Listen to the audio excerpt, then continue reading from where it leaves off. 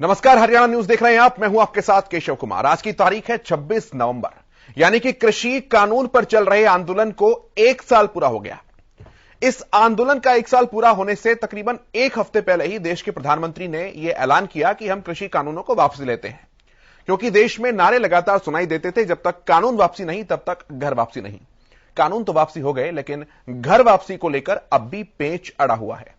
आज भी प्रधानमंत्री नरेंद्र मोदी से हरियाणा प्रदेश के मुख्यमंत्री मनोहर लाल ने मुलाकात की।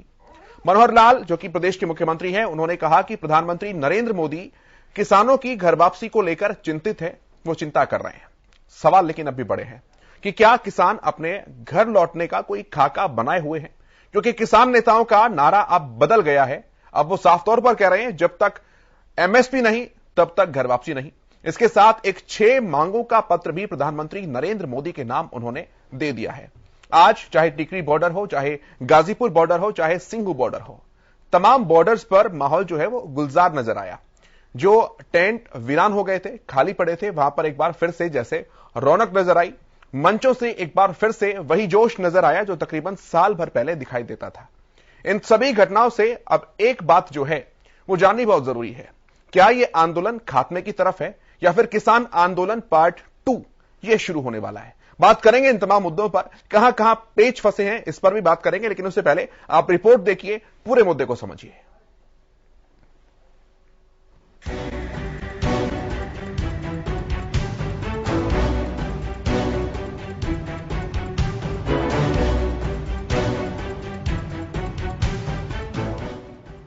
आज 26 नवंबर 2021 है।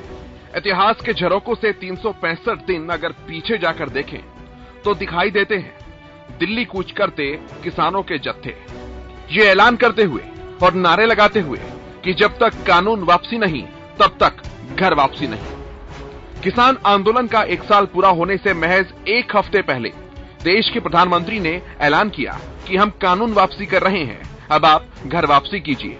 देश को उम्मीद थी कि अब आंदोलन समाप्त हो जाएगा, किसान खुशहाल होकर अपने खेतों में वापस लौटेंगे, बंद पड़े रास्ते खुलेंगे और सब कुछ पहले की तरह सामान्य ढर्रे पर वापस लौट आएगा। मगर सामने आया किसान संगठनों का प्रधानमंत्री के नाम 6 मांगों का पत्र और बदला हुआ नारा कि जब तक एमएसपी नहीं तब तक घर वापसी नहीं। बिल वापसी नहीं, घर वापसी नहीं, बिल वापसी नहीं, घर वापसी नहीं। आज वापस हो चुके कृषि कानूनों को लेकर चल रहे किसान आंदोलन का 1 साल पूरा हो गया।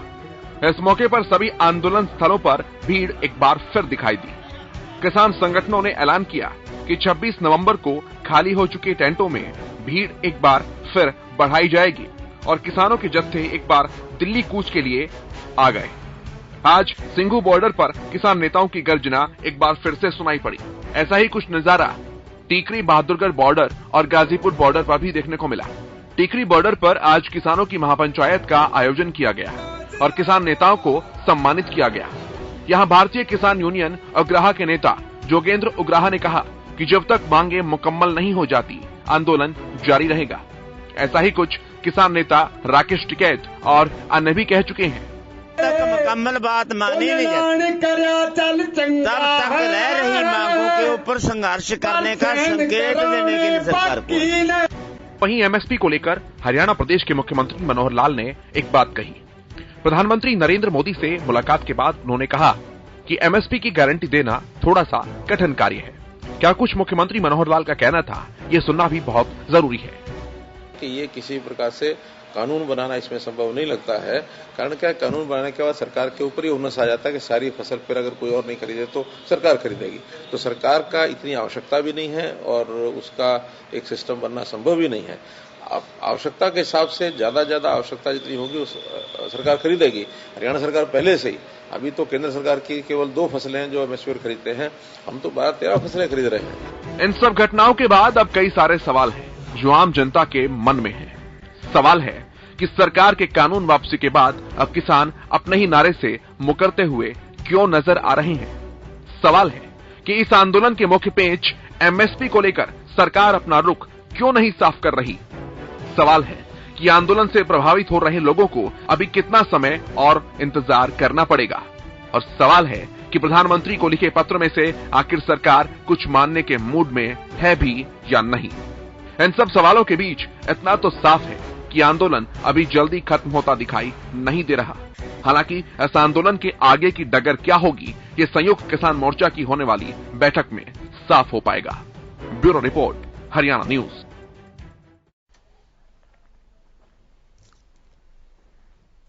आंदोलन की दिशा क्या होगी, ये तो संयुक्त किसान मोर्चा की बैठक में तय होगा, लेकिन उन सवालों के जवाब तलाशने की कोशिश हम करते हैं जो अब भी एक पेच की तरह फंसे हुए नजर आ रहे हैं। वो पेच जो कि एक बहुत बड़ी बाधा है इस आंदोलन में शामिल किसानों को अपने वापस घरों में, खेत खलियानों में लौटने के लिए। जो पैनल मेरे साथ जुड़ा है उसका परिचय मैं सबसे पहले आपसे कराऊं। हमारे साथ स्टूडियो में योगेश कौशिक जी मौजूद हैं जो कि राजनीतिक विश्लेषक हैं।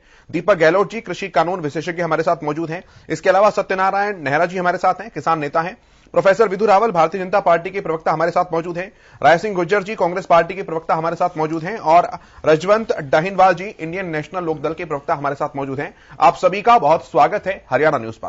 सबसे पहले एक इनिशियल कमेंट लेंगे 20-20 सेकंड का, उसके बाद चर्चा की शुरुआत करेंगे। जो विषय आज का हमारा है, जो रिपोर्ट आपने देखी, उस पर क्या कुछ आपका मानना है? एमएसपी को लेकर जो मुख्य पेच है वो कहां नजर आ रहा है मुख्यमंत्री मनोहर लाल के उस बयान के बाद कि एमएसपी देना थोड़ा कठिन और असंभव सा कार्य है? मैं शुरुआत आपसे करता हूं प्रोफेसर विधु रावल जी।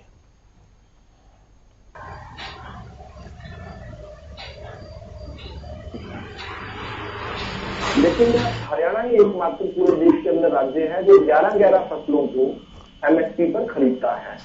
तो इस मिनट अगर इस बात को देखा जाए तो ये प्रतिस्पर्धा होनी चाहिए, सभी प्रांतों के बीच में प्रतिस्पर्धा होनी चाहिए कि ज्यादा से ज्यादा फसलों को एमएसपी पर खरीदा जाए और जो प्राथमिक सरकारें अच्छा काम कर रही हों उनको पुरस्कृत करना चाहिए। लेकिन यहाँ पर देखने में जो आ रहा है वो ये आ रहा है कि जो प्रांत की सरकारें अपने प्रांत के अंदर, अपने प्रदेश के अंदर एक दाना भी नहीं खरीदती, मसलन कांग्रेस की पंजाब की सरकार, मसलन राजस्थान की कांग्रेस की सरकार, मसलन छत्तीसगढ़ की कांग्रेस की सरकार, जो एक दाना भी किसान का नहीं खरीदती, वो यहाँ पर चैंपियन बन रही है कॉल की। और नसीहत किसको दी जा रही है? नसीहत उस भाजपा को दी जा रही है जो कि हरियाणा के अंदर देश में सर्वाधिक 11-11 फसलों को एमएसपी पर खरीद रही है और सबसे बेहतर तरीके से खरीद रही है, किसानों को ऑनलाइन भुगतान कर रही है, यानी भुगतान में किसी प्रकार की कोई लापरवाही नहीं हो रही है। ठीक है सर, इस पर विचार करना चाहिए। ठीक है सर। राय सिंह जी आपके पास मैं आता हूं, पहले कमेंट को लेकर, पहले रिएक्शन को लेकर। बात की है तो मुख्यमंत्री अपने बारे से भाग रहे हैं और समझ रहे हैं कि जो कहते हैं नहीं कर पाते। और रही बात एमएसपी देने की, पर ज्यादा दूर नहीं जाता। किशन जी पिछले जो 6 महीने से हमारी फसलें प्रदेश के अंदर बिकी, धान कहां पर बिकी है, धान की स्थिति क्या रही? हमारी सरकार में 2010 से हमारी सरकार थी और 14 तक सरकार रही। उस सरकार में मेरे मित्र भाजपा के प्रवक्ता विधु रावल एक अच्छे किसान के बेटे हैं, ये अपने घर पे जाके अपने धान की फसल की पर्ची देखते हैं कितने रेट में बिकी है।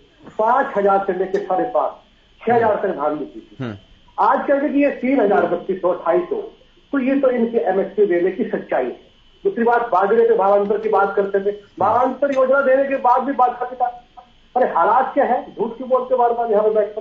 तो जो अविश्वास की बात है मुख्यमंत्री जी की, उसको लोग समझते हैं और बार बार प्रधानमंत्री जी के प्रति जो जवाबदेही है, ठीक है, जो समाज के प्रति, देश के प्रति, ठीक है सर, उससे डरते हैं किसान। ठीक है सर, ठीक है सर, झूठ बोलेंगे। ठीक है सर, ठीक है सर। रजवंत जी पहली रिएक्शन जल्दी से।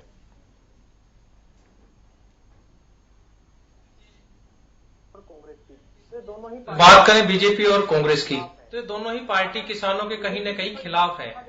अगर बीजेपी से कोई बात पूछा जाए तो वो कांग्रेस के ऊपर टाल देता है और कांग्रेस के ऊपर कोई बात पूछा जाए तो वो भारतीय जनता पार्टी को टारगेट करती है। असल में इन दोनों पार्टियों की जिन राज्यों में सरकार है वो किसानों को वहां पर राहत देने का काम करे। इनको ये क्यों देखना है कि कांग्रेस ने क्या किया और बीजेपी ने क्या किया?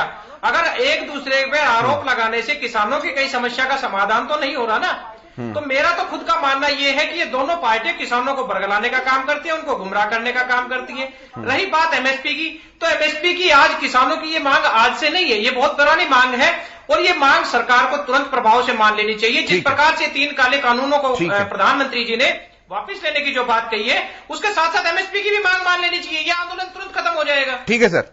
सत्यनारायण नेहरा जी, क्या एमएसपी की मांग मानने पर आंदोलन तुरंत खत्म हो जाएगा? देखिए जी, किसानों की 6 मांगे हैं। जब तक हमारी 6 मांगे पूरी नहीं होती, किसान कैसे खड़ा हो जाएगा? ये सरकार हमें 1 साल से बरगला रही है, झूठ पे झूठ बोल रही है सरकार। पहले करी थी बिल किसानों के लिए हित में है। अगर किसानों के हित में ये बिल थे तो फिर वापसी क्यों लिए? और अगर बिल में इतनी सच्चाई थी, अच्छे बिल थे, तो इन्होंने अच्छाई गिनानी चाहिए थी, लेकिन इन्होंने ऐसा नहीं किया। इनका मकसद सिर्फ यही है कि किसानों को किसी भी तरीके से उठा दिया जाए। जब तक किसानों की 6 मांगे नहीं मानी जाएगी, जब तक एमएसपी का गारंटी कानून नहीं बनेगा, किसान उठने वाला नहीं है। ठीक है, योगेश जी। सबसे पहले तो 26/11 के जो भी शहीद थे उनको नमन, और मेरा नमन किसानों को भी है जो 1 साल से संघर्ष कर रहे हैं। उसके बाद ये बात मैंने बहुत पहले कह दी थी कि ये जो 3 कानून हैं ये इनके गले की फांस बनेंगे, और स्पेशली एमएसपी की बात शुरू होगी, जो कि हो गई थी। और ये नई मांग नहीं है इनकी, ये इनकी जो 12 दौर की जो मीटिंग हुई उसके अंदर ये बात डिस्कशन में आई थी। और किसानों की तो डिमांड यही थी जो आपने लगाए, हमें ये नहीं चाहिए और हमें ये चीजें चाहिए। उनमें से एमएसपी थी, और एमएसपी एक बहुत बड़ा गहन संकट है। मैं इसमें ये बहुत बड़ा विषय है एक्चुअली, अगर इसको एक्सप्लेन करेंगे हम तो इसमें बहुत टाइम लगेगा, लेकिन ये मुझे लगता है कि किसान अब ये सरकार के लिए सरदर्द बनने वाली है। ठीक है, दीपक जी। जहां तक मुझे लगता है कि अब जो इस किसान आंदोलन के पीछे एक राजनीतिक मंशा का अनुमान लगाया जा रहा था, वो अब काफी हद तक खुलकर सामने आ रही है।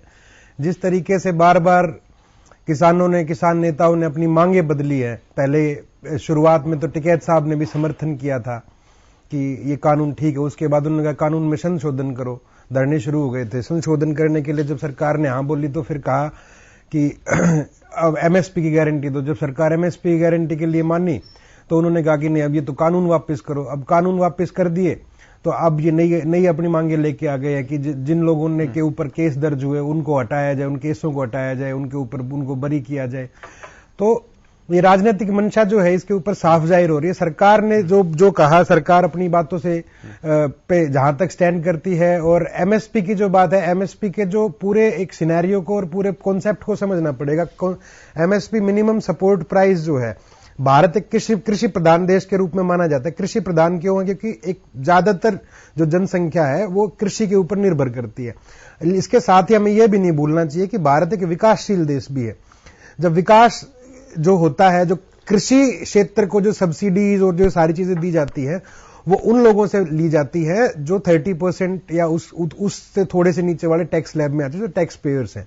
अब टैक्स पेयर्स एमएसपी का ये हो गया कि अगर किसान की फसल मार्केट में नहीं बिकी तो उसको फिर सरकार खरीद देगी। तो ऐसे तो फिर जो व्यापारी वर्ग है फिर वो कल को वो भी कहने लग जाएगा कि मेरा माल अगर मार्केट में नहीं बिकता तो उसको भी सरकार खरीद दे। किसान को तो छूट देते हैं, मैं तो टैक्स देता हूं जिससे देश को भरा जाता है।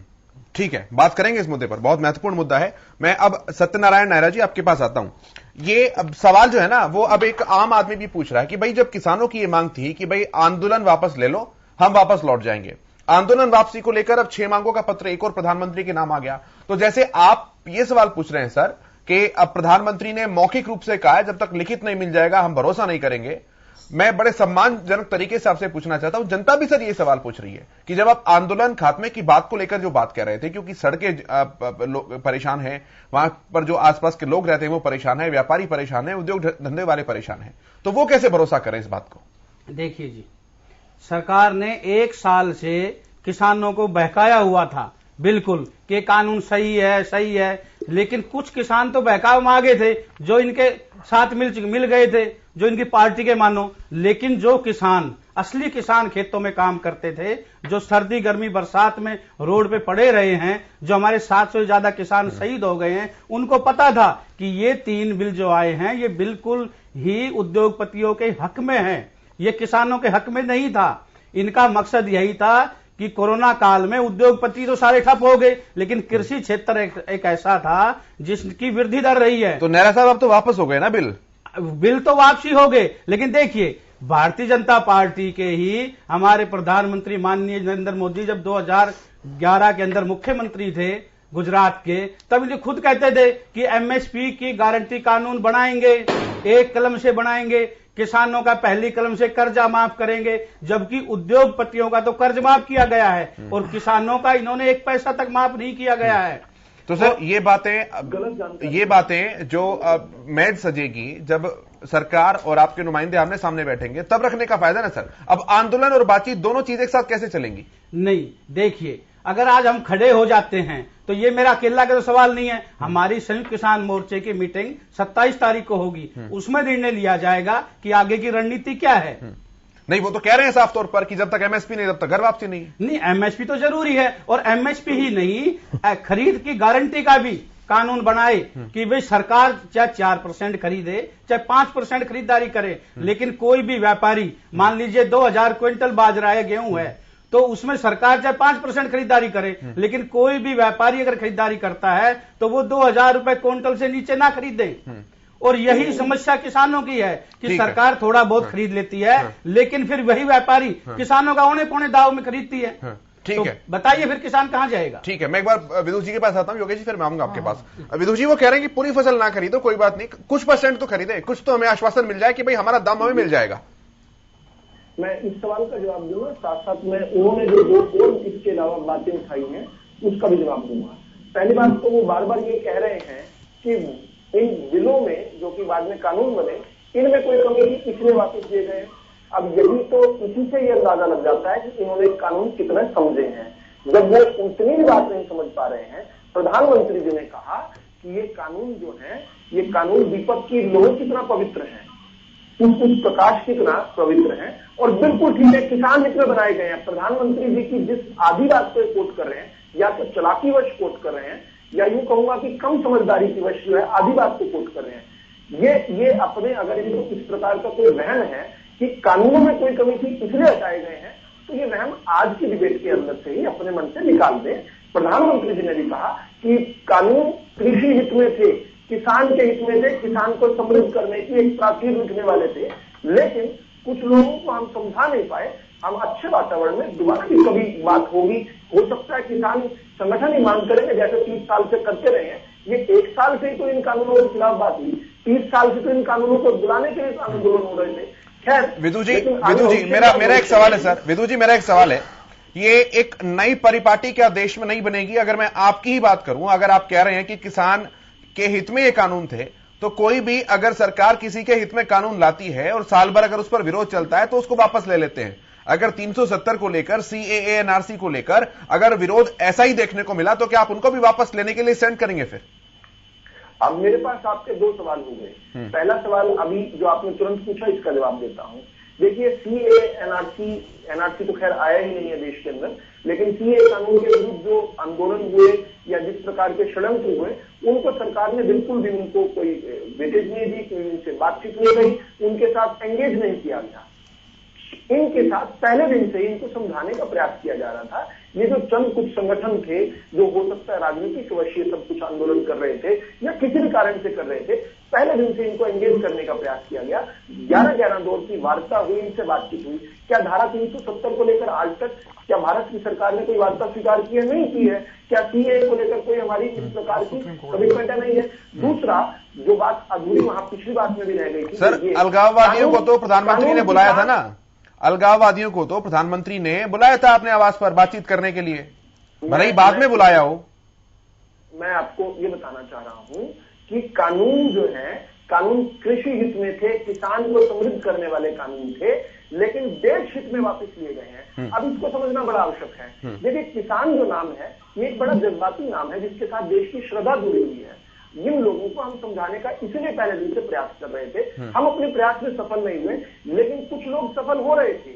वो लोग कौन थे? कुछ देश विरोधी ताकतें इस फिराक में थी कि कुछ लोग जो कि असंतुष्ट हैं सरकार से, उनके कंधे पर चढ़कर देश का एक बड़ा नुकसान किया जाए। तो हमने उनके मंसूबों को रोकने के लिए हम जिन कानूनों को किसान के हिस्सा मानते हैं, उनको भी हमने कहा कि विदुर जी, विदु जी, अगर आप किसान हित में ये तीन कानून लाए होते तो आपने नहीं, आप सुनिए मेरी बात, तो आपने किसानों के साथ मीटिंग की होती, आपने सर्वदलीय बैठक बुलाई होती, आपने बहस करनी चाहिए थी, लेकिन आप तो कोरोना काल के अंदर चोरी छुपे से इन बिलों को लेके आए। आपने किस किसान संगठन को बुलाया है? ठीक है नेहरा साहब, मैं पूछता हूं। नेहरा जी, आप कितने दिनों से किसान संगठनों से जुड़े हुए हैं? काफी दिनों से जुड़ा हुआ है। जिज्ञासावश मेरा प्रश्न है ये। मैं अगला एक और प्रश्न पूछने वाला हूँ। हाँ जी, पूछिए। कितने वर्षों से आप जुड़े हुए हैं? मैं तो बचपन से ही किसान हूँ जी, किसान के घर में जन्म लिया है। अरे भाई, किसान के घर में तो मैंने भी जन्म लिया है। आप इन आंदोलनों से कितने दिनों से जुड़े हुए हैं? कितने वर्षों से किसान संगठनों से जुड़े? कमाल करते हो, जो किसान के घर में जन्म लेगा वो किसान ही है, वो जुड़ेगा क्या? अरे भाई, किसान की बात नहीं हो रही, इन आंदोलनों की बात हो रही है। आंदोलन किसानों का ही है जी, आंदोलन किसानों का है। नेहरा जी, आंदोलन तो विदु जी का पूछने का मतलब ये है नेहरा साहब कि आप इनसे कब से जुड़े हुए, जो संगठन आंदोलन कर रहे हैं उनमें कब से जुड़े हुए? देखिए जी, मैं जो किसान आंदोलन के अंदर हूँ 2009 से जुड़ा हुआ हूँ। वाह, सुनिए, मैं आपको 2009 की आपको एक अखबार की कटिंग दिखाता हूँ। हाँ, अगर आप 2009 से संगठन में कर रहे हैं काम, तो ये आप अगर इसको पढ़ पा रहे हैं, आप ध्यान से पढ़िए। ये द ट्रिब्यून की जो है ये कटिंग है मेरे पास। इसमें क्या लिखा हुआ है? इसमें ये कहा गया है कि इसमें मैं चंडीगढ़ से लगी हुई एक खबर है, और इस खबर में ये इसका मजमून ये है कि इसमें किसान संगठनों ने ये मांग की है कि एपीएमसी के दायरे के बाहर भी किसान को बेचने का अधिकार दिया जाए। तत्कालीन सरकार से मांग की है। और इससे अलग सी बात करता हूं, जो आपकी इस संगठन ये जो आजकल 1 साल से आंदोलन हुआ, इस आंदोलन के भी जो नायक रहे हैं आपने राकेश टिकैत को अपना नायक बनाया, आपने चढ़ूनी साहब को नायक बनाया। राकेश टिकैत ने जब अध्यादेश आए थे 5 जून को, 6 जून की अखबारें पढ़िए, राकेश टिकैत क्या कह रहे हैं कि मेरे मृत पिता यानी राकेश टिकैत जी के मृत पिता चौधरी महेंद्र सिंह टिकैत जी का वर्षों का संघर्ष का सपना पूरा हुआ है। भारत सरकार का मैं धन्यवाद करता हूं। चौधरी महेंद्र सिंह टिकैत इस प्रकार के कानून लाने के लिए वर्षों वर्ष संगठन कर। ठीक है सर, मैं वापस आऊंगा आपके पास, मैं वापस आऊंगा। इन तमाम बातों पर खूब बातचीत हुई सर, खूब चर्चाएं हुई है, दोनों तरफ से अपना पक्ष स्पष्ट हुआ है, लेकिन चूंकि कानून वापस हो चुके हैं तो इस पर इतनी सार्थकता नहीं है बात करने की, जितनी सार्थकता इस बात पर है कि अब एमएसपी को लेकर कहां पेच है। मैं सवाल करूंगा इस बारे में भी, लेकिन योगेश जी के पास पहले आता हूं, वो कुछ कहना चाह रहे हैं। योगेश जी, एक्चुअली जो विदु जी बोल रहे हैं ना, मैं इनकी एक बात से पार्शियली सहमत हूं कि हरियाणा सरकार तो अच्छा काम कर रही है, इसलिए हरियाणा वालों को कोई ज्यादा फर्क नहीं पड़ रहा था, उन्हें एमएसपी का काफी लाभ मिल रहा है, ठीक है। लेकिन अब पेच कहीं और फंस रहा है कि लोग क्यों नहीं जा रहे हैं या एमएसपी की बात क्यों शुरू हो गई है। वो पेच ये है कि विदु जी की बात में खुद में ही अपना जवाब आ गया है कि वो इस चीज से 100% कन्विंस्ड है कि ये कानून 100/100 ठीक है, और इनका मानना ये है कि इसमें राजनीतिक लोग घुस आए। मैंने मान लिया, तो आपने मैं क्लियर कट नाम ले देता हूं, कांग्रेस ने बिल्कुल सरेआम, राहुल गांधी ने सरेआम बोला कि ये हम किसानों के साथ हैं और हम किसानों के बिल्कुल साथ रहेंगे और किसान उठने वाला नहीं है। मैं कांग्रेस का नाम ले रहा हूं, मैं मान रहा हूं, और राहुल गांधी का ये बयान है। तो इसका मतलब बीजेपी ने तो राहुल गांधी के सामने घुटने टेक दिए, अगर उनको किसान नहीं मानते हैं तो, या इन लोगों को किसान माने जो लोग बैठे हुए हैं। अब क्या है, पेच यहां पे फंस रहा है कि इनके कुछ, मैं नाम ले बता सकता हूं, एक मंत्री ने यह बयान दे दिया कि कानून तो बनते रहते हैं, बिगड़ते रहते हैं, तो हम दोबारा कानून ला सकते हैं, लेके आएंगे। एक इनके सर गर्दन मत हिलाओ, मैं नाम ले दूंगा, बता दूंगा, मैं जो बोल रहा हूं बयान है, वो बयान है। तो ये जो प्रधानमंत्री की इतने बड़े प्लेटफॉर्म पे बोलने के बाद को इन लोगों ने जनता के बीच में कंफ्यूज कर दिया है।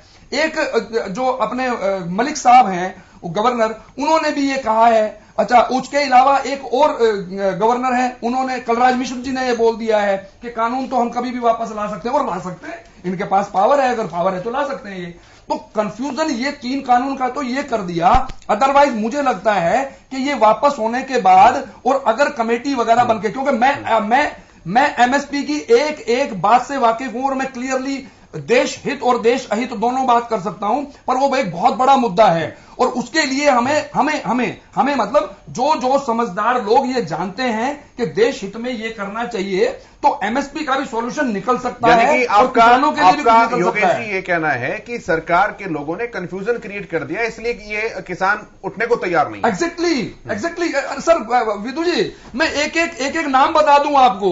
बिहार के मंत्री ने बोल दिया, ठीक है, साक्षी महाराज ने बोल दिया, मलिक साहब ने बोल दिया, उसके अलावा कलराज मिश्र जी ने बोल दिया। बताओ कितने बड़े बड़े नाम मैं इस बात का जवाब लेता हूं सीधे। विदु जी डायरेक्ट आंसर इस बात का, मैं आगे बढ़ूंगा जल्दी से जवाब। विदु जी देखिए, देश के सर्वोच्च नेता, जनता के चुने हुए प्रधानमंत्री ने नेशनल टेलीविजन पर आकर 19 तारीख को सुबह जो बात कही है वही अंतिम बात है। द बक स्टॉप्स देयर, बिल्कुल स्पष्ट तौर पर। अब जब ये लोग ये कहते हैं कि हम प्रधानमंत्री जी की बात पर विश्वास करेंगे, हम कृषि मंत्री की बात पर विश्वास नहीं करेंगे, हमें जो कुछ बात करनी है प्रधानमंत्री जी जब कहेंगे तब हम मानेंगे, ये लोग तो खुद कहते रहे हैं। तो अब जब एक ही मुंह से ये कहना कि हम किसी और की बात पर विश्वास नहीं करते, हम केवल प्रधानमंत्री जी को बोलना चाहिए कि एमएसपी थी, एमएसपी है, एमएसपी रहेगी, फिर प्रधानमंत्री जी ने भी बोला, तो अब उसी मुंह से ये कहना कि भाई हम औरों की बात पर हम कंफ्यूज हो गए, मुझे लगता है इतना तार्किक नहीं है, पहली बात। दूसरी बात, जो गवर्नेंस की बात है, गवर्नेंस किसी पार्टी के नहीं होते, उन्होंने अपनी व्यक्तिगत राय रखी है, वो महामहिम है, उनकी अपनी एक व्यक्तिगत मत हो सकता है और वो ठीक है, उन्होंने रखा है। ठीक है विदु जी, अब मैं एक और सवाल आपसे करता हूं, क्योंकि सवाल का जवाब देना आप ही का बनता है सर। एमएसपी देंगे या नहीं देंगे? क्लियर कट सवाल एकदम से, क्योंकि सीएम साहब कह रहे हैं कि असंभव सा है। थोड़ा सा इस पे मुझे समय चाहिए इस उत्तर के लिए। पहली बात तो ये कि जो एमएसपी की गारंटी की बात, मैंने सुना सत्यनारायण नेहरा जी भी कह रहे थे कि हमारी पहले दिन से मांग थी। वो मांग क्या थी? उनका कहना था ये जो 3 कृषि कानून है, उनको वहम था, उनको भ्रम था कि इन 3 कृषि कानूनों की वजह से एमएसपी जो है वो खतरे में आ गई है। उन 3 कृषि कानूनों की वजह से मंडी खतरे में आ गई है, ऐसे ऐसे उनके भ्रम थे। तो उसके समय जो है इन्होंने मांग रखी कि ये खत्म हो जाएगी, इसकी गारंटी दीजिए। प्रधानमंत्री जी ने संसद के पत्र पर कहा कि प्रधानमंत्री तो कहते हैं कि एमएसपी थी, एमएसपी रहेगी। कहाँ एमएसपी कहाँ है? हरियाणा के अंदर 2250 रुपए क्विंटल बाजरे का रेट था, कहाँ 2250 बिका बताइए? 600 रुपए खाते में डाला है किसान। विदुर जी किसानों का बाजरा 1100, 1200, 1300 बिका है। ठीक है, मैं ये कंफ्यूजन रहता है। दीपक जी मैं आपसे थोड़ा सा मैं आता हूं। विदु जी मैं वापस आता हूं। ये कंफ्यूजन है, ये कंफ्यूजन रहता है। मैं चाहता हूं कि पहले इसको हम स्पष्ट कर लेते हैं। दीपक जी मैं आपके पास आता हूं। ये एमएसपी जो है सर, ये मिनिमम सपोर्ट प्राइस है, इसको मिनिमम सेलिंग प्राइस क्या समझ बैठे हैं कुछ लोग, कुछ किसान नेता जो ये मान रहे हैं कि इतना तो मिलना ही मिलना चाहिए। कंसेप्ट क्या है और सरकार को दिक्कत क्या है एमएसपी देने में? देखिए, मिनिमम सपोर्ट प्राइस को मिनिमम सेलिंग प्राइस तो लोगों ने समझ ही लिया है, और इसके साथ साथ में लोग ये भी मान बैठे हैं कि हम चाहे कुछ भी पैदा करें उसको सरकार खरीदेगी। इस देश के अंदर जो कृषि का क्षेत्र है वो बहुत अनऑर्गेनाइज्ड सेक्टर है। यहां पर कोई कृषि नीति इस प्रकार की नहीं है कि इतने ही एरिया में ये फसल उगाई जाएगी। यहां पे क्या क्या तरीका चलता है कि आज इस साल जिस फसल का रेट ज्यादा है, अगले वर्ष सारे किसान उसी फसल को बो देते हैं, फिर उसकी बहुतायत हो जाती है, तो फिर वो मार्केट में बिकती नहीं है, फिर वो वही फसल सस्ती हो जाती है। फिर वही जब फसल सस्ती होती है तो वही हमारे किसान भाई उन फसलों को रोड पे गिराते हैं, तो फिर वो सोशल मीडिया पे चलता है, देखो किसान कितना मजबूर है, किसान कितना मजबूर है। किसी भी चीज के ऊपर निष्कर्ष पे पहुंचने से पहले हमें उसके बैकग्राउंड को समझना पड़ेगा। तो इसके पीछे कृषि नीति आज तक भी, मेरे को जिस दिन से किसान आंदोलन शुरू हुआ है, मुझे आज तक भी कोई भी व्यक्ति, मैंने बहुत सारे किसान नेताओं से भी बात करी, संयुक्त किसान मोर्चा के लोगों से भी बात करी, कोई भी व्यक्ति मेरे को इस कृषि कानूनों में कोई कमी नहीं बता पाया, और ना ही मैं स्वयं ढूंढ पाया हूं। और मैं आज भी सत्यनारायण जी को बोलता हूं कि अगर इनको कोई कमी आज भी उसमें दिखती है पुराने कानून में भी, तो आज कृपया करके मेरे को बताएं, कम से कम मेरी आंखें तो खोले। जिन लोगों को ये लगता है मेरी आंखें खोले, विदु रावल जी की आंखें खोले। कानून को ही काले कह रहे हैं सर, आप कह रहे हैं कमी नहीं, वो जो भी है, वो एक राजनीतिक मजबूरियां किसी की हो सकती है। क्या टिकैत साहब ने क्या चुनाव नहीं लड़े, उनकी क्या जमानतें जब्त नहीं हुई है? क्या चडूनी साहब ने चुनाव नहीं लड़े, उनकी जमानतें जब्त हुई है? आप और जो किसान, ये आंदोलन जो वापस हुआ है, जो ये कानून जो वापस हुए हैं, आंदोलन तो वापस नहीं हो रहे। सरकार ने क्या बयान दिया? गुमराह कर रही है देश को। गुमराह तो किसान नेता कर रहे हैं। पहले उनकी कोई डिमांड थी, आज उनकी कोई और डिमांड निकल के आ गई। कल को फिर ये कह देंगे कि अब मैं आपको बताता हूं, एक छोटी सी बात समझिए, मैं आज आपको कह देता हूं कि आज अगर किसानों की ये मांग भी मान ली जाए, संविधान सबको प्रदर्शन करने का हक देता है। ये एक सामान्य नागरिक की मन की बात है जो मैं कह रहा हूं। सत्यनारायण जी, इस बात को जरूर सुनना, आप खाप नेता भी हैं, कि संविधान हर व्यक्ति को प्रदर्शन करने की इजाजत देता है। आप व्यक्ति प्रदर्शन कर सकता है, लेकिन अराजकता करने की भी इजाजत देता है क्या? आप मेरी इस बात का जवाब दें। अराजकता करने की संविधान नहीं, मैं बताता हूं। अब आपकी जो 6 मांगे, आपकी जो 6 मांगे, सत्यनारायण जी सुनिए, आपकी जो 6 मांगे हैं, क्या उसमें ये नहीं है जिन लोगों के ऊपर केस लगे उनको वापस लिया जाए? बिल्कुल ठीक है। जिनके ऊपर बलात्कार का केस लगा उनको वापस दिलवाएंगे आप? एक सेकंड, जिन्होंने सुनिए, आप जिन्होंने वहां पे लखबीर सिंह को मारा उन केसों को वापस दिलवाएंगे, या जिन लोगों ने भारत का झंडा उतार के लाल किले से फेंका उन केसों को वापस दिलवाएंगे? नहीं, तो कौन से केसों की बात कर रहे हो? किसके बात कर रहे हैं? जो किसान अपने रोड के ऊपर बैठे हुए थे, हरियाणा सरकार ने पानी की बौछारें की है। एक आम आदमी की बात को एक सवाल का जवाब दे दीजिए। किसानों को दिल्ली जाने से रोका है। आप ये कह रहे हैं कि मैं बचपन से किसान हूं और मैं 2009 से किसान संगठनों से जुड़ा हुआ हूं। मैं कह रहा हूं कि मैं पीढ़ियों से किसान हूं और मैं किसी भी किसान संगठन से नहीं जुड़ा हुआ। जो बात सत्य है वो सत्य कही जाएगी, जो बात असत्य है वो असत्य कही जाएगी। मैं सभी से ये सवाल पूछता हूं कि एक किसान अपने खेतों को छोड़कर कितने समय तक अपने खेतों से दूर बैठ सकता है? आप इस बात का जवाब दे दीजिए। अगर इस बात का कोई जवाब दे दे तो आपको यह समझ में आ जाएगा जो बॉर्डर के ऊपर बैठे थे वो कौन थे। क्या आप इस बात से क्या आप इस बात से मना करते हैं? बीवी बच्चे क्या आप इस बात से मना करते हैं? को अपने बच्चों के सहारे सर, क्या आप इस बात से मना करते? तो इसका मतलब घर में ठाली आदमी था? नहीं, ठाली आदमी नहीं है। क्या आप इस बात से मना करते हैं किसानों की खालिस्तान के पोस्टर झंडे नहीं दिखाई दिए गए? मैं चंडीगढ़ से पटियाला से आ रहा था, मेरे आगे चढ़ूनी साहब चल रहे थे, उनके साथ में 250-300 बाइकें थी। अगर आप कहेंगे मैं फोटो दिखा दूंगा कि एक एक बाइक के ऊपर झंडा लगा हुआ था जिसके ऊपर भिंडरावाला का फोटो था। तो आतंकवादी भी कहा है, किसानों को तो खालिस्तानी भी कहा गया है। तो खालिस्तान से समर्थन आएगा, खालिस्तान के झंडे लगेंगे, आप बताइए। खालिस्तान के झंडे लगेंगे तो क्या कहेंगे? खालिस्तानी है। आप एक बात बताइए। नहीं, मैं किसान हूं, मुझे तो किसी ने खालिस्तानी नहीं कहा। जिसने जो खालिस्तान का झंडा उठाएगा, सर सुनिए, मेहरा साहब सुनिए आप, मैं तो किसान हूं, मेरे को तो किसी ने खालिस्तानी नहीं कहा। मैं झंडा उठाऊंगा। विदु राहुल जी, एक मिनट, मैं अगर भाजपा का झंडा उठाऊंगा तो मुझे भाजपा ही कहा जाएगा, मैं कांग्रेस का उठाऊंगा मुझे कांग्रेस ही कहा जाएगा, मैं खालिस्तान का झंडा उठाऊंगा तो मुझे खालिस्तानी भी कहा जाएगा। आप अगर ये मना करते हैं, सुनिए, आप मना करते हैं, नहीं उठे, लाल किले के ऊपर जो झंडा लगा वो कौन किसका झंडा था? वो खुद प्रधानमंत्री के साथ फोटो, लाल किले के ऊपर झंडा था, वो किसका था? आप सोशल मीडिया से निकाल लीजिए, गूगल से सत्यनारायण जी, ये बातें नहीं होती, इस प्रकार से नहीं चलती। आप तो लखबीर सिंह को मारने वाले को भी कृषि मंत्री के साथ खड़ा हुआ बता रहे थे। इस प्रकार से बातें नहीं चलती। बदनाम नहीं कर रहा, मैं सच्चाई दिखा रहा हूँ। आई ना देखिए, और अगर आप अपने आप को किसान समझते हैं, और मैं एक बात कहना चाहूंगा कि इस देश के ऊपर किसान आंदोलन का कोई भी फर्क नहीं है। मैं आगे बढ़ रहा हूं। ये आईना, एक सेकंड, ये आईना इस देश की जनता एलनाबाद के चुनाव में दिखा चुकी है। जब 12 सीटों पे, 12 गांवों में, 12 गांवों में, ठीक है दीपक जी, नहीं, तो किसान मत कहिए आप, किसान मत कहिए, लेकिन किसान मत कहिए, कान में जूं तक नहीं रही। तो जो बॉर्डर पे बैठे थे वो किसान थे, तो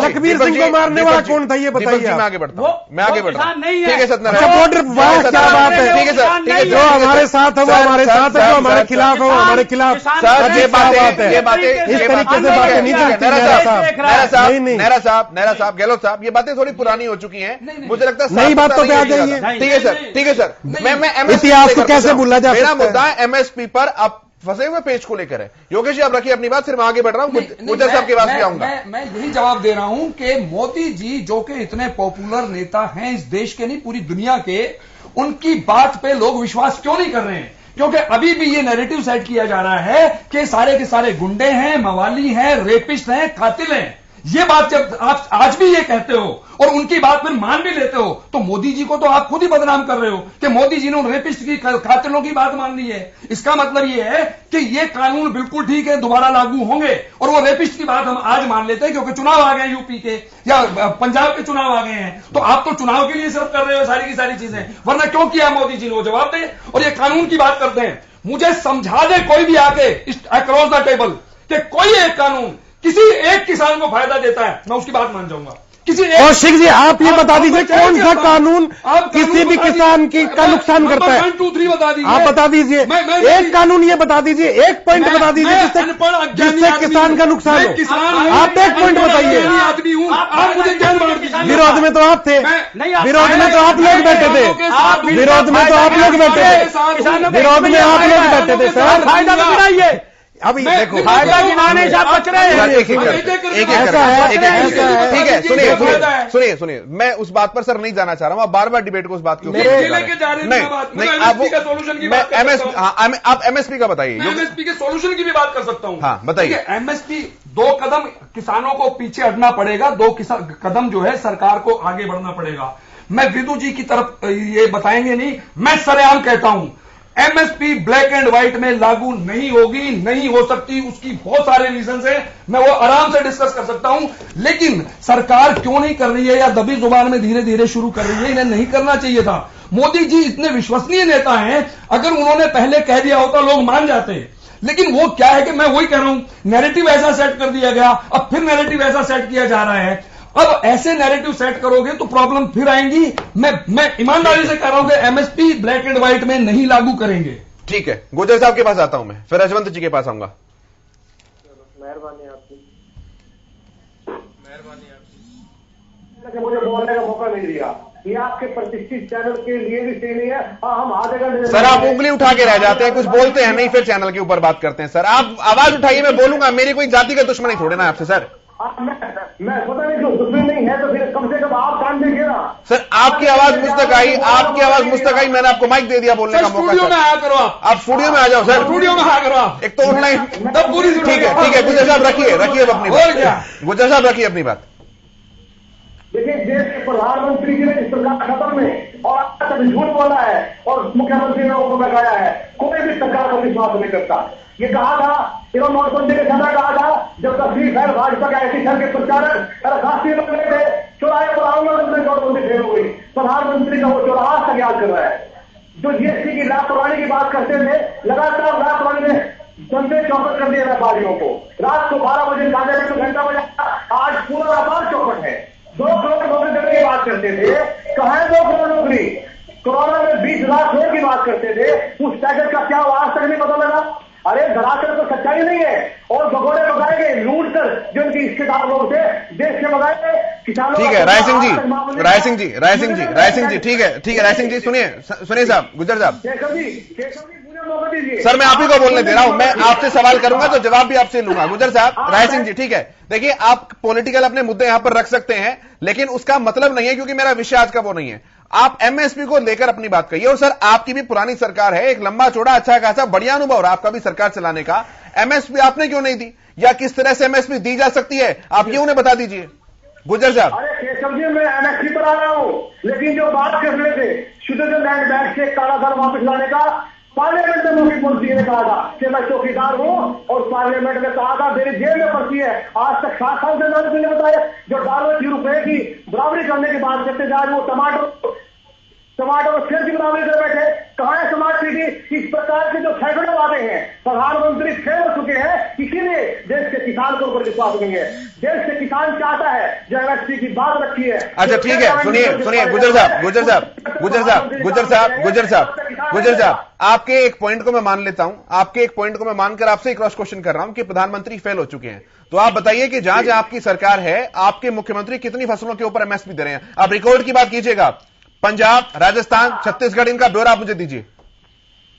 देखिए जिस प्रकार केशव जी आपके पास जो योगेश जी बैठे हैं, इनको पहले तो भाजपा का प्रवक्ता बनाइए और प्रचार के लिए बैठाइए। कांग्रेस की बात कर रहे हैं, कह रहे कांग्रेस के लोगों ने आंदोलन इनको बैठाया। मुझे साहब आप जवाब नहीं देंगे मेरा। विपक्ष की भूमिका में है ना, आप सर और सजग तरीके से गुजर साहब, अगर आपके पास डेटा नहीं है मैं दे दूंगा, कोई दिक्कत नहीं है उसमें। गुजर साहब, मैं आपसे सर, मैं सवाल क्या कर रहा हूं, आप जवाब क्या दे रहे हैं सर? मैं माई सेल्फ कैसे पूछ रहा हूं आपसे, आप माई फादर। कोई बात नहीं, ऐसा कोई बात नहीं केशव जी, मेरे से पूछ लीजिए, मैं बता देता हूं केशव जी। रजवंत जी ठीक है, चलिए। कांग्रेस पार्टी कहां पर एमएसपी दे रही है, मैं रजवंत जी से पूछ लेता हूं। रजवंत जी, मैं देखिए, बात में अभी यही चीज बोल रहा था ना कि जो हाल कांग्रेस का है वही हाल बीजेपी का है, जो हाल कांग्रेस का है वही हाल बीजेपी का है। अभी मुख्यमंत्री जी अभी जो एमएसपी की जो बात कह रहे थे कि एमएसपी देना तर्क संगत नहीं है, असल में ये वही मुख्यमंत्री जी हैं जो विधानसभा में ये कह रहे थे ये काले कृषि कानून किसी भी सूरत में वापिस नहीं होंगे। किसान अपनी मांग पर अड़े रहे और वो मांग पूरी हुई। आज मुख्यमंत्री जी ये मान रहे हैं कि मोदी जी ने ये मांगे उनकी मानने की। सर मैं थोड़ा सा टोक रहा हूं सर आपको, मैं आपको ही बोलने का मौका दूंगा।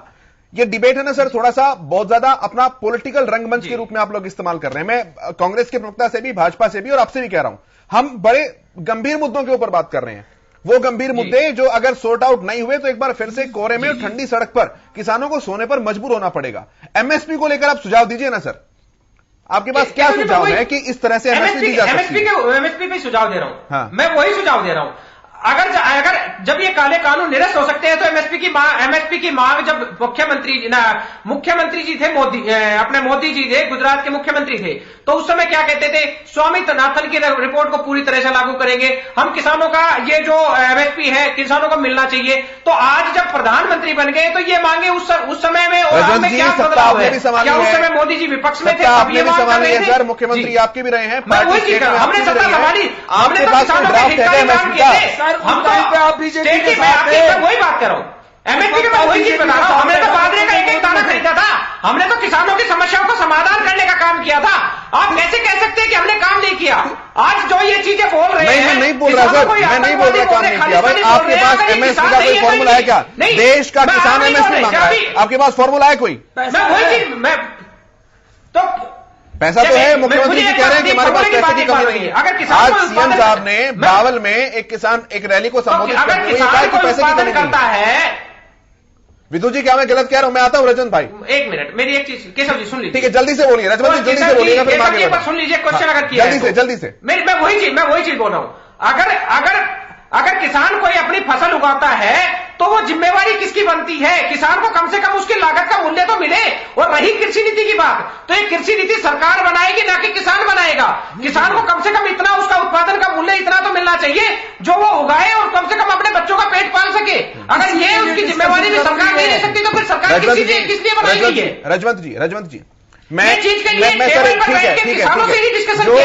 जो पर्यावरणविदों की रिपोर्ट है या जो एग्रीकल्चरल साइंटिस्ट की रिपोर्ट है, आपको पता है कि पंजाब और हरियाणा का ग्राउंड वाटर टेबल जो है वो लगातार नीचे जा रहा है। वो क्यों जा रहा है? क्योंकि यहां का पूरा जो इलाका है वो गेहूं और धान की फसल के ऊपर निर्भर करता है। जितने की जरूरत है उतना उगाइए, एमएसपी सरकार भाग कर देगी। और इसी को कृषि नीति कहते हैं सर। तो भ्रम कौन फैला रहा है? मैं वही तो चीज आपसे कह रहा हूं, ये कृषि नीति बनाएगा कौन? ये कृषि नीति बनाएगा कौन? स्वामीनाथन रिपोर्ट में क्या था एक बार वो बताइए ना जरा। हाँ, स्वामीनाथन रिपोर्ट में क्या था एक बार, कमेटी की रिपोर्ट में क्या था एक बार वो बताइए ना। C2+50 की बात हुई थी, C2+50 की, एक मिनट, मुझे पता है नहीं, इसलिए मैं पूछ रहा हूँ आपसे। स्वामीनाथन रिपोर्ट में क्या वो आपने लागू की? नहीं, मैं किसी पार्टी का व्यक्ति नहीं हूँ भाई साहब, सुनो आप मेरी बात। मैं तो जानना चाह रहा हूँ आपसे स्वामीनाथन रिपोर्ट क्या थी? आज आप भारतीय जनता पार्टी के प्रवक्ता के रूप में बैठे हैं। कह दे तो भारतीय जनता पार्टी के प्रवक्ता हो गए। वो तो कृषि कानूनों को आप तो सच कह रहे हैं। मैं तो आपसे एक सीधा सा सवाल पूछा कि कृषि स्वामीनाथन रिपोर्ट में क्या था? आपको एक मिनट, आपको कृषि कानूनों में कोई कमी नजर नहीं आ रही? आपको स्वामीनाथन की रिपोर्ट के बारे में मेरे से पूछना है? अगर आप ज्यादा बेहतर जानते हैं तो बता दीजिए स्वामीनाथन रिपोर्ट में क्या था। आप बच क्यों रहे उस सवाल से? अगर मेरे से पूछ रहे मास्टर जी अगर पूछ रहे हैं ABCD सुना तो सुना दो। मैं बच नहीं रहा। एक मिनट, तो बताइए स्वामीनाथन रिपोर्ट में क्या था? ABCD की मैं बता मुझे पता नहीं ना साहब, मैं इसलिए पूछ रहा हूँ। स्वामीनाथन की रिपोर्ट में क्या C2+50 का फार्मूला नहीं था? मुझे नहीं पता था कि मुझे नहीं पता स्वामीनाथन रिपोर्ट में क्या है। कृपया करके बताने की कोशिश करें। जो बीज का दाम है, जो उस पर अपना उगाता है, फसल उगाता है, अगर वो लागत मूल्य और उसकी अगर बचत अगर उसको नहीं मिलता तो फिर वो क्या है? ये स्वामीनाथन की रिपोर्ट में यही तो दिया हुआ है। पॉइंट बताइए ना साहब, और क्या है? आप पॉइंट बताइए। मैं आगे बढ़ता हूं। स्वामीनाथन रिपोर्ट में ये है कि मृदा का स्वास्थ्य कार्ड बनाया जाए, लोगों को जागरूक किया जाए, उसका मेहनता ने उसका मजदूरी का दाम मिले, ये और क्या है?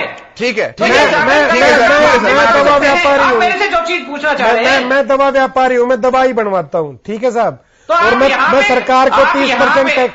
सर रजवंत जी, एक छोटा सा सवाल है, इस देश के आम जनता की तरफ से है, मैं आपसे सवाल पूछता हूँ। जनता पार्टी के प्रवक्ता के तौर पर अरे मैं एक सवाल पूछ रहा हूँ, आप मेरे को भारतीय जनता पार्टी के प्रवक्ता रजवंत जी, अब डिवीजन आप कर रहे हो, रावल जी है, डिवीजन आप कर रहे हो, आपको सवाल पूछ लिया, आपको जवाब नहीं पता तो वो दीपक जी, ये चीज चलती रहती है। मैं भी परसों यहाँ कांग्रेस का प्रवक्ता था, कल मैं भाजपा का बना, घोषित हो जाऊंगा। मेरे को इस बात से फर्क नहीं पड़ता, मैं ऐसा ही योगेश जी के साथ हुआ था, परसों इन्हें कांग्रेस का प्रवक्ता कहा गया था, आज कुछ और कहा जा रहा है। मेरे मन में एक टीस है, मैं रजवंत जी इस बारे में बात कर रहे तो मैं रजवंत जी से ही पूछ लेता हूं।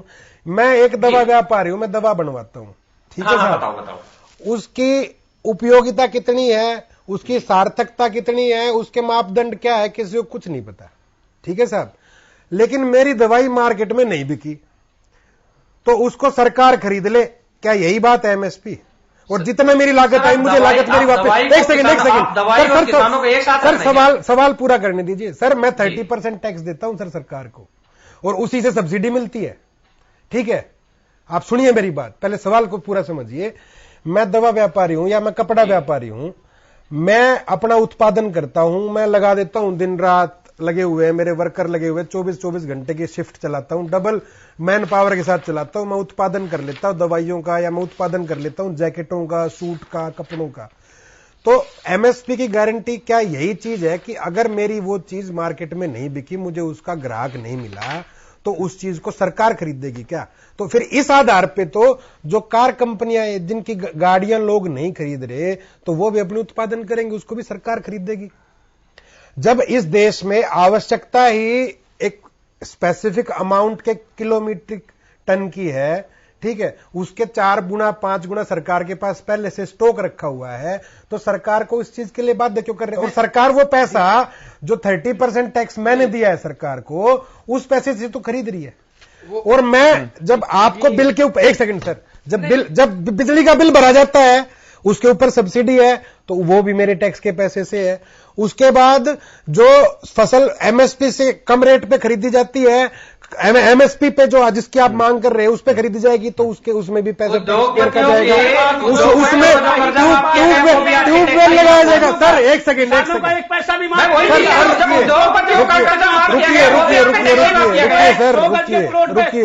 रुकिए, मैं भी किसान हूं, रुकिए, सवाल तो पूरा होने दीजिए, मैं भी किसान हूं सर। विदेश में रहते हैं, क्या सिंचाई के यंत्र सब्सिडी पे नहीं मिलते?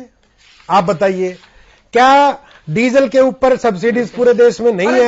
आप बताइए, इंजन के ऊपर सब्सिडी नहीं है, तो सिंचाई यंत्रों के ऊपर जो मिल रहा है उसका कहां जाएगा? नहीं, इस प्रकार से नहीं चलेगा।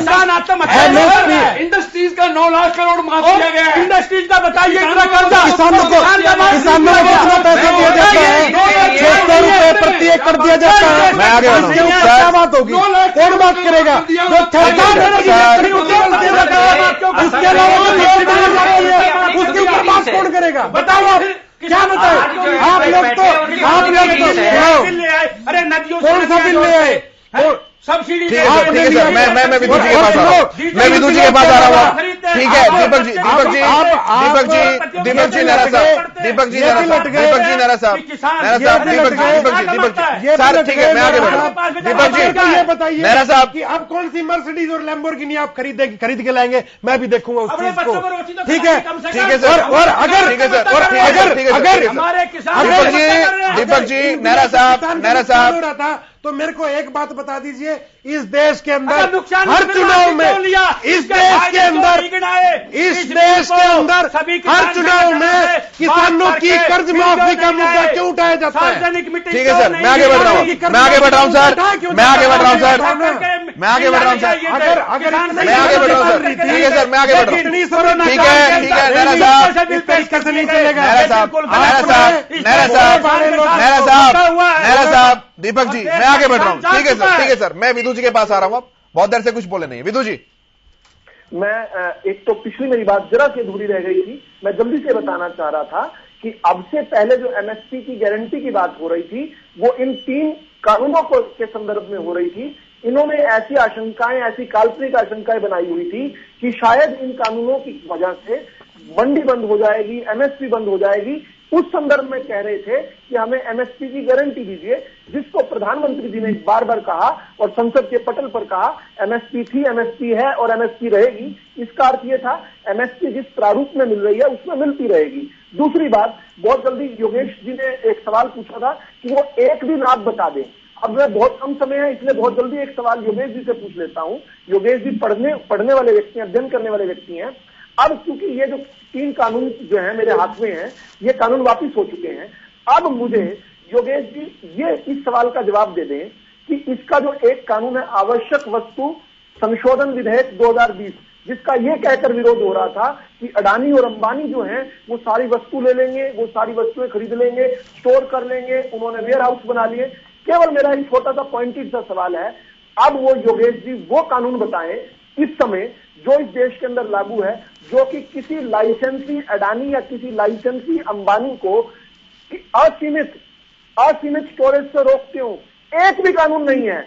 अब तक केवल पाबंदी उन लोगों के पास थी जिनके पास लाइसेंस नहीं थे। इन कानूनों ने वो पाबंदी हटा दी थी।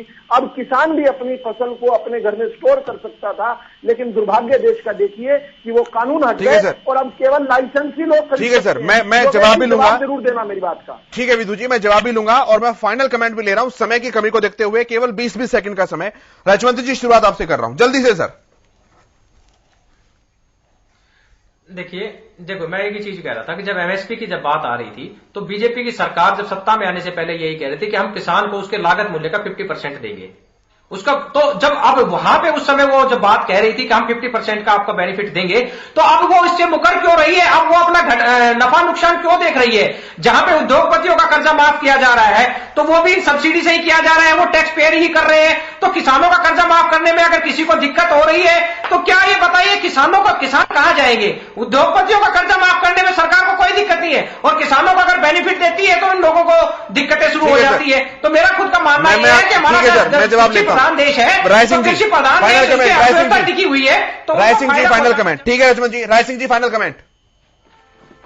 देखिए केशव जी, पहले तो आज आपने मेरे साथ अन्याय किया है, उसके सर कांग्रेस के साथ हर जगह अन्याय हो रहा है। आपने मेरी बात को सुनने नहीं दिया। दूसरी बात, अच्छा न्याय हो रहा है साहब। किसान का आंदोलन है, ये देश के किसान का आंदोलन है, वो एमएसपी पर गारंटी चाहते हैं उन 700 शहीदों पर जो उनके साथ इस न्याय के संघर्ष में आंदोलन कराकर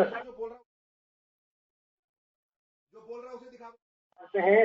और दूसरा, इस प्रकार से देश के किसान को अपमानित 1 साल से इन भ्रष्ट सरकार के लोगों ने किया है। ये लड़ाई किसान के आंदोलन की है। ठीक है सर, किसान ठीक है सर, विदु जी वैसा लगेगा, विदु जी आगे बढ़ेगा। ठीक है सर, विदु जी जल्दी से 10 सेकंड।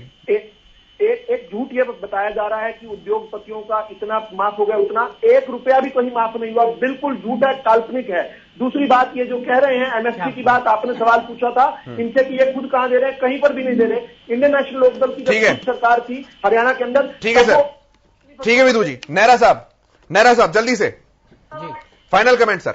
जी बताइए क्या मानते हैं, जल्दी से 10 सेकंड के अंदर। देखिए जी, हम ये मानते हैं कि जब तक एमएसपी नहीं मिलेगी किसान संतुष्ट नहीं होंगे। जो 700 ज्यादा किसान शहीद हुए हैं उनका परिवार को नौकरी दी जाए, सहायता मुआवजा दिया जाए और जो हमारे किसानों की 6 मांगे हैं वो पूरी की जाए। जी जल्दी से। एमएसपी का सॉल्यूशन दोनों को मिलकर लेना पड़ेगा। 2 कदम किसान पीछे हटे, 2 कदम सरकार आगे बढ़े और उसके बाद डिस्कशन से कोई नया तरीका, नया सिस्टम निकालना पड़ेगा। ठीक है सर। और मूल चूल परिवर्तन चाहिए पूरे किसानी में। ठीक है sir. Deepak ji final comment.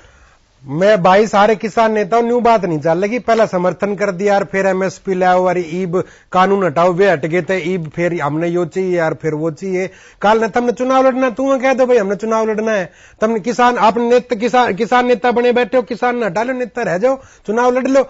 ये सारे जितनी भी मंशा है वो दिखाई दे रही है, और चुनाव लड़ो लेकिन देश विरोधी ताकतों के साथ मत जुड़ो, खालिस्तान के झंडे मत उठाओ। ठीक है सर, बहुत धन्यवाद आप सभी का। योगेश जी, दीपक जी, सत्यनारायण जी, प्रोफेसर विदु रावल जी, राय सिंह जी, रजवंत जी, इस चर्चा में शामिल होने के लिए बहुत धन्यवाद आपका।